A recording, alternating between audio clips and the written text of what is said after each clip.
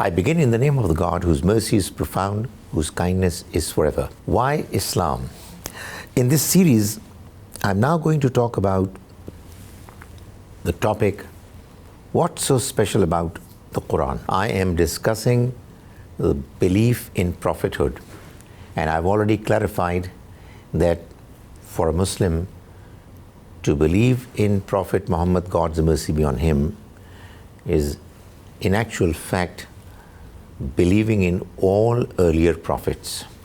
He being the last one, all earlier ones are confirmed as a consequence of the confirmation of the prophethood of the last prophet. However, it's a serious matter. It's serious for somebody who doesn't believe, as well as serious for the one who believes. It's a serious matter for the one who doesn't believe, because obviously, if the man who claimed to be the messenger of God for the entire mankind was actually God's messenger, then not believing him is obviously a serious matter. For those who believe, already believe, or claim to believe in him, it's not as if it's just a matter of routine that they are born in a Muslim family that they should believe. Their belief should be based on firm, sound grounds, reasons. So, after having discussed the first important point, argument that has been mentioned in the Quran, the argument of character, now I move on to the argument of the message. The message that the Prophet brought with him was the message of the Quran. The Quran has a number of features, a number of aspects that need to be looked at more closely in order for the veracity of the claim that the Prophet was God's messenger to be properly understood. The first important point regarding the Quran is that it's a book of God which is fully preserved. The claim is that the book is from God, fully and entirely, and the book has been fully preserved. The Quran mentions in chapter 15, verse 9, that God has preserved it. Inna nahnu nazzalna zikra. Indeed, we are the one who have revealed it. Wa inna lahu lahafizun. Indeed, we will make sure that it's preserved. We will make sure its preservation. How was the Quran preserved? The Quran was preserved as a consequence of the unanimous agreement of all the companions of the Prophet, may God's mercy be on him, that the Quran that we have today with us, which begins with Alhamd and finishes at An-Nas, is the book of God that was presented by the Prophet, may God's mercy be on him, to them. They all agreed, there was no disagreement, and this unanimous agreement then trickled down to the next generations in a way that there was no interruption. So on the one hand, there was unanimity called ijma. On the other hand, there was uninterrupted continuity called tawatur that enabled the Quran to come down from generation to generation in a manner that today we have the book in its pristine original form. It was memorized. It was memorized by a good number of people from A to Z. It was memorized by all Muslims in parts. It's not possible for you to be a Muslim without memorizing at least some part of the Quran, because the Quran is read, recited in our formal prayers. That having been done, a very important element of the proof of the last prophet being a genuine representative of God was completed. Because if you are to scrutinize a text whose authenticity is in question, about whose text you're not very sure as to whether it was the original text that was presented, there's hardly any point in going into the depth of the text to analyze as to whether it seems to be from God or not. So that's one aspect of the Quran, that it's fully preserved. And when we read the Quran today, we know that we are reading, according to the claim, the very Word of God. Now let's move on. The Quran is in Arabic language. It had to be in some language. It had to be in the language of the Prophet.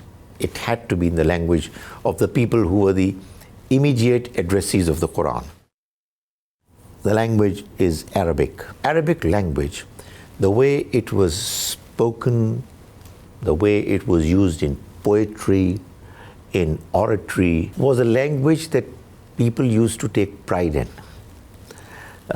They believed that there is no other language that can match Arabic language when it comes to beauty, the depth, and the manner its description enables the poet, the orator, to stir the emotions of the listeners and to describe the realities and events in a very moving manner.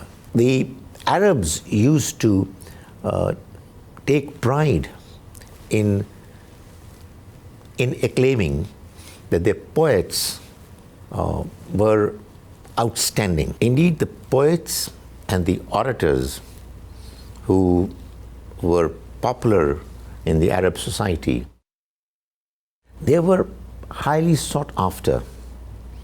They were celebrities of that society. There used to be every year one particular poet selected for an outstanding piece of poetry that he had presented in that year. And the piece of poetry was given the honor of being hung on the wall of Kaaba. It was called Muallaqa, the hung one. And there were quite a few poets who got that status. One of those poets was Labid. His piece of poetry was a Muallaqa. However, Labid converted to Islam and gave up poetry. Later, when he was asked by Umar, the second caliph of Muslims, as to why he had given up poetry, he responded by saying, Ahmad al-Quran, is it possible to say poetry after the Quran? In other words, he was so impressed by the literary beauty of the Quran that he gave up saying poetry. That on the one hand. On the other is the reality that I mentioned earlier as well, that the Prophet, may God's mercy be on him, did not have formal training of reading or writing. In other words, he was unlettered. The Quran mentions this reality in chapter 29, verse 48, and says that he can neither write nor can he read. Had that been the case, there could have been some reason for those who are denying to deny.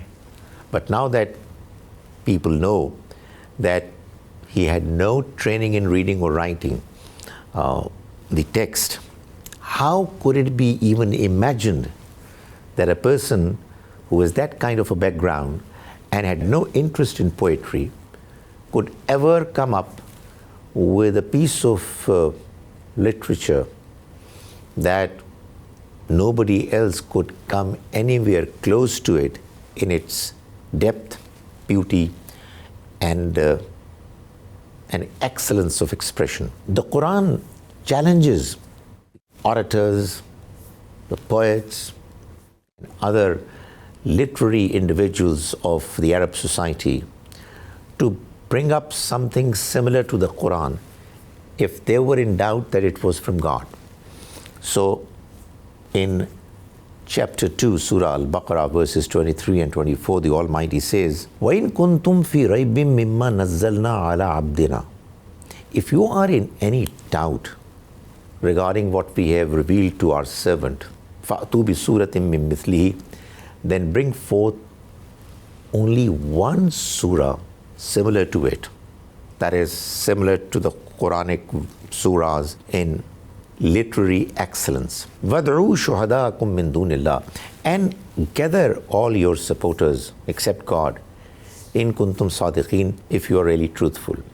وَإِن لَمْ تَفْعَلُوا, however, if you are not able to do it, وَلَن تَفْعَلُوا, and you will not be able to do it, فَاتَّقُوا النَّارَ, then fear the fire, وَقُودُهَا النَّاسُ وَالْحِجَارَةُ, whose fuel are going to be either men or stones, the stones that you worship by making statues of them. أُعِدَّتْ لِلْكَافِرِينَ, this fire has been created for those who deny, reject the truth knowingly. Let's move on to another important aspect of the Qur'an. The Qur'an mentions in one of its verses that it is the word of God. And the reason why it has to be acknowledged as God's word is that the Qur'an has no contradictions. So it mentions in chapter 4, Surah An-Nisa, verse 82, أَفَلَا يَتَدَبَّرُونَ الْقُرْآنَ, do they not ponder over the Qur'an? Do they not read the Quranic verses seriously, deeply? وَلَوْ كَانَ مِنْ عِنْدِ غَيْرِ اللَّهِ, had it been from anyone other than God, لَوَجَدُوا فِيهِ اخْتِلَافًا كَثِيرًا, they would have found in it lots of discrepancy. That is, God is perfect. Therefore, what He says on one occasion or another, no matter what the time gap between His different statements, they will not be contradicting each other. His knowledge is perfect, it doesn't evolve. Humans, on the other hand, are learning all the time. Even the best of the humans, the most intelligent, outstanding minds, they achieve a level of excellence only after going through a long period of learning, during which period they improve. They reject what they had said or done in the earlier part of their career, be it poets or philosophers or scientists or people belonging to any aspect of human life. If they are outstanding achievers, they have attained their level, their status, only after having gone through a period of learning wherein they improve, they learn, they correct. However, when it comes to the example of the Qur'an, it turns out to be unique. There is a man who for the first 40 years of his life does not present anything that can come anywhere close to literary presentations. No poetry, no prose, nothing of that sort. Indeed, he was a man of outstanding character, impeccable moral values are what he displayed all throughout these 40 years. But no leaning whatsoever towards literature, poetry, oratory, etc. And then all of a sudden, for the next 22, 23 years, he presents verses, surahs, claiming them to be from God. And you know what? There is no contradiction whatsoever in what he presented. Neither in the thought process, neither in the ideas that he was presenting, nor in the quality of presentation. That is, there was no evolution of thought, there was no evolution of the style of presentation, the brilliance of the manner the presentation was made at all. So this is what the Qur'an presents as a proof of the fact that this book is from God. وَلَوْ كَانَ مِنْ عِنْدِ غَيْرِ اللَّهِ, had it been from anyone other than God, لَوَجَدُوا فِيهِ اخْتِلَافًا كَثِيرًا, they would have found therein lots of contradictions, discrepancies. Bear in mind, this book was presented over a period of 22, 23 years. And during this while, the Prophet was not studying somewhere in a library or was contemplating about what to produce now, later, in a cave. He was an extremely busy person. He had so many different obligations to discharge. He was preaching, he was taking care of his companions, he was facing the wrath, the onslaught of the enemies in Mecca.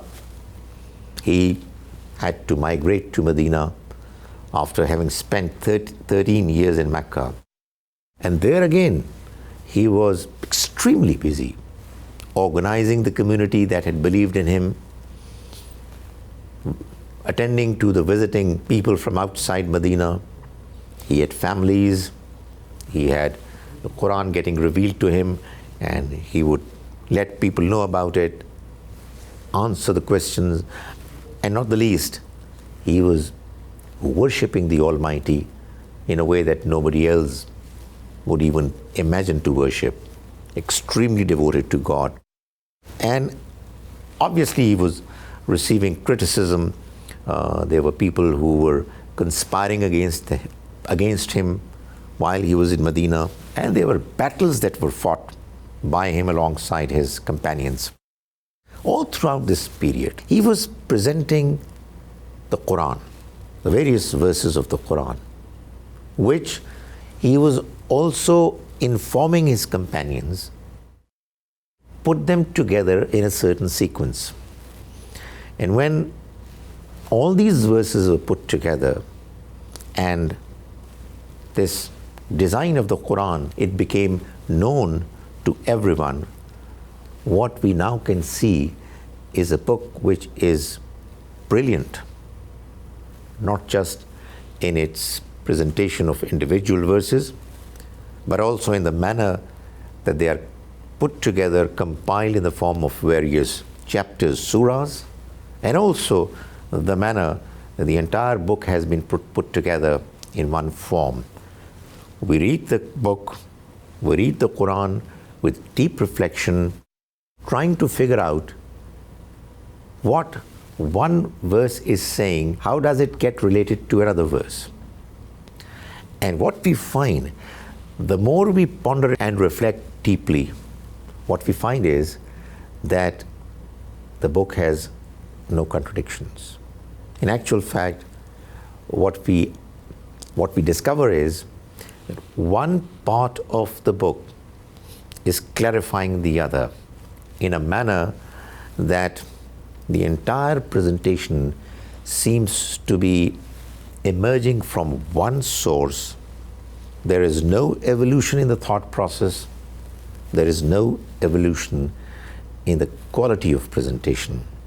So this indeed is something which should be a matter of interest for all humans, whether Muslims or non-Muslims.